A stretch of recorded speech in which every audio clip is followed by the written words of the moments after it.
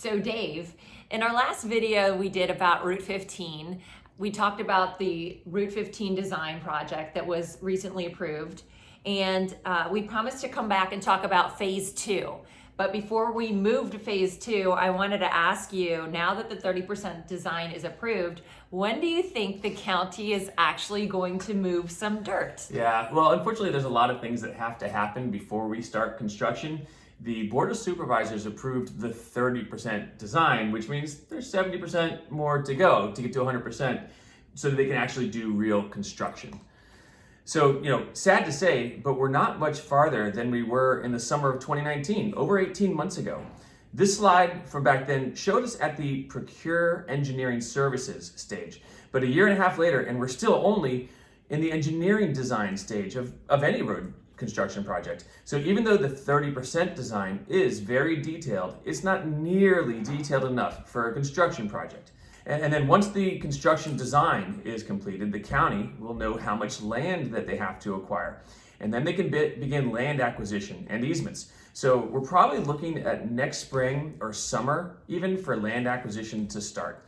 So, and unfortunately, that could easily take a year to complete the land acquisition process. So after land acquisition, utilities will need to be relocated if they are impacted by the road project, right? Yeah, that's correct. So that's kind of like a series of little mini construction projects that the utility companies have to do all on their own.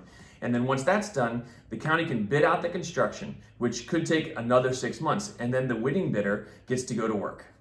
Awesome. So that puts us to about 2023, right? Yeah, I think that's probably best case. They've already had a lot of delays from where we predicted it would be, years ago. So I think summer of 2023 if we're lucky. All right, let's talk about phase 2. Right. So there's significantly more land acquisition that has to happen in phase 2, which is why they're actually projecting that to be a year behind phase 1. If we look at the design elements of phase 2, you can see that the county will need to acquire more land than in phase 1. South of Ferry, there's already a wide median and wide shoulders, but those do not exist in the phase 2 section. And then there are 2 other big pieces to phase 2. The first is the realignment of Limestone School Road so that it intersects across from Montressor Road. So this will be closed off, and all of this new roadway needs to be constructed, and that's a lot of land acquisition.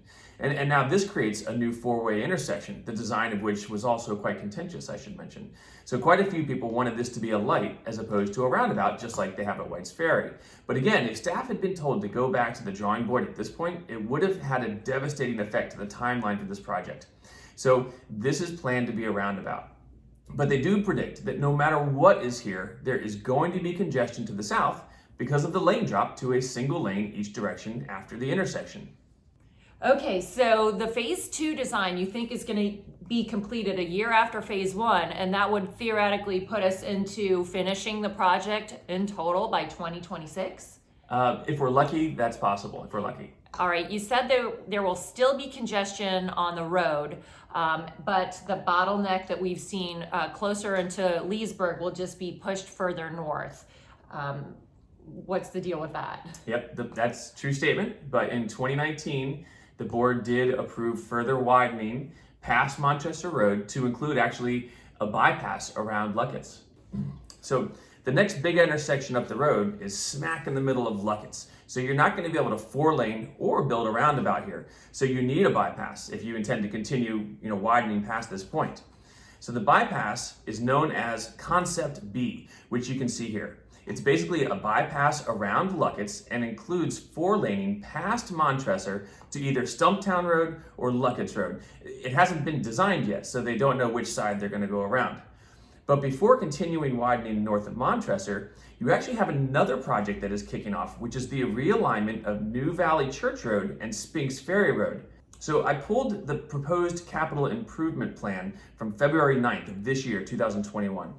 So this realignment is technically in the design phase right now and is scheduled to have construction started in FY 2025. So in theory, this could actually be completed before phase 2 widening to Montressor is completed.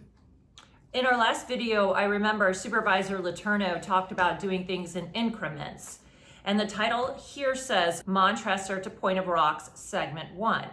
What does that mean, segment 1? Yeah, that's right. So the entire project is now incremental. They broke the further widening into 4 new segments. So this segment 1 is an incremental safety improvement. It's not a widening project. It won't help with traffic congestion, but a realignment and a roundabout here will be a quick fix to help reduce those big accidents that we've seen in the past. Okay, that's really good to hear because we've had a lot of accidents around these intersections.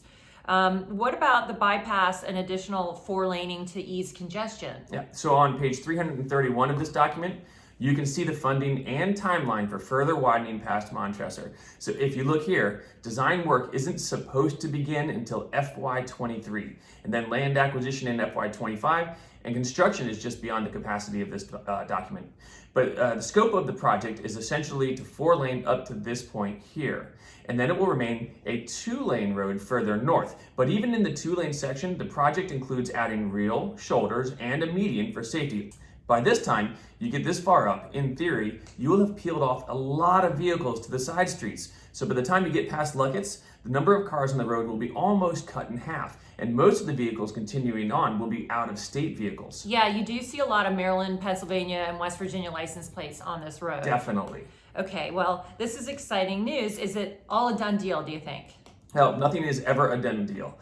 Everything I showed you is in the proposed capital improvement plan. So even though 86% of the people surveyed in 2019 are in favor of some form of further widening past Montressor, that still leaves a very vocal 14% who will likely try to prevent this project from getting off the ground. You have to remember, there were only 11% of the community who didn't want any widening from Leesburg to Ferry Road. And they objected at every turn, it seems. So no, there's no guarantees. Well, the other factor we have to put into play is that Board of Supervisors get reelected every so often. So the next board could change their mind on what's going on, right? It's possible. Okay, well, let's keep our fingers crossed and hope these improvements continue. I really appreciate you as the stakeholder from our community staying up and informed on this. And I know this is a long video, but I think it's got a lot of great information. So if you're in Raspberry Falls, you should already have Dave's contact information. If you're curious about this area of Virginia and you'd like to hear more information about living here or real estate, please reach out to me. I'd love to talk to you. And thank you so much for joining me. Thank you for having me. And thanks, guys.